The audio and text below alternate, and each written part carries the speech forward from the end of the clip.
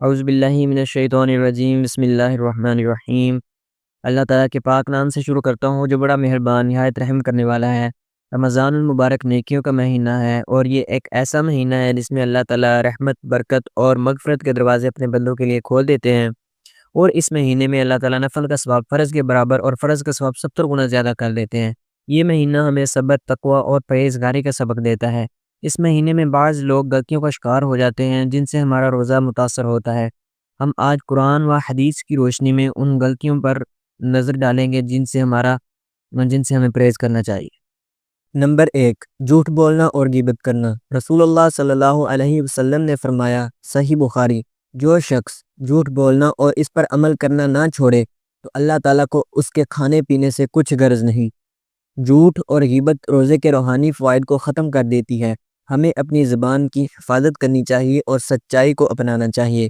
Number 2، فحش باتیں اور گالی گلوچ۔ رسول اللہ صلی اللہ علیہ وسلم نے فرمایا، صحیح بخاری، روزہ صرف کھانے پینے سے رکنے کا نام نہیں، بلکہ بیہودہ باتوں اور گالی گلوچ سے بھی بچنا۔ اگر کوئی تم سے جھگڑا کرے تو کہہ دو کہ میں روزے سے ہوں۔ یہ مہینہ اپنی عادت کو بہتر کرنے کا موقع فراہم کرتا ہے، لہٰذا ہمیں اپنی گفتگو کو پاکیزہ کرنا چاہیے۔ رسول اللہ صلی اللہ علیہ وسلم نے فرمایا، تم میں سے بہترین شخص وہ ہے جو اخلاق میں اچھا ہے۔ نمبر 3، نماز کو ترک کرنا۔ اللہ تعالیٰ قرآن مجید میں فرماتے ہیں، بے شک نماز بے حیائی اور برے کاموں سے روکتی ہے، سورۃ العنکبوت۔ روزہ رکھنے کے باوجود اگر کوئی شخص نماز ترک کر دے تو وہ روزے کے اصل مقصد سے محروم ہو سکتا ہے، اس لیے نماز کی پابندی ضروری ہے۔ نمبر 4، غصہ کرنا اور لڑائی جھگڑا کرنا۔ رسول اللہ صلی اللہ علیہ وسلم نے فرمایا، صحیح بخاری، روزہ ڈال ہے، لہٰذا جب تم میں سے کوئی روزہ رکھے تو فحش بات نہ کرے اور نہ ہی شور شرابہ کرے۔ اگر کوئی اس سے لڑے یا گالی دے تو کہہ دے کہ میں روزے سے ہوں۔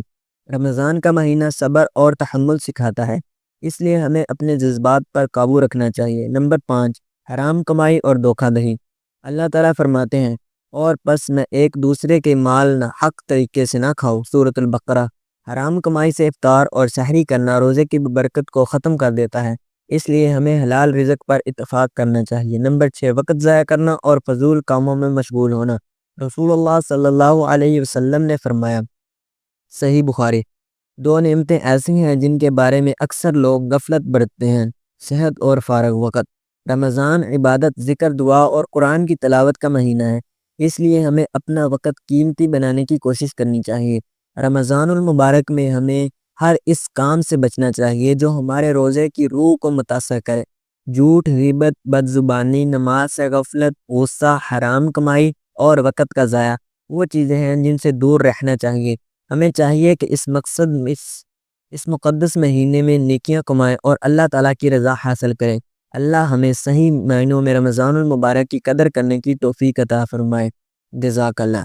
اگر آپ کو ویڈیو اچھی لگی تو دوسرے لوگوں کو بھی شیئر کریں تاکہ دوسرے لوگ بھی اس سے فائدہ اٹھا سکیں۔ اور نبی کریم صلی اللہ علیہ وسلم کی حدیث ہے کہ اللہ تعالیٰ اس کے چہرے کو تر و تازہ رکھے جو میری حدیث یاد کرے اور اس کے بعد دوسروں تک پہنچائے۔ جزاک اللہ۔ السلام علیکم۔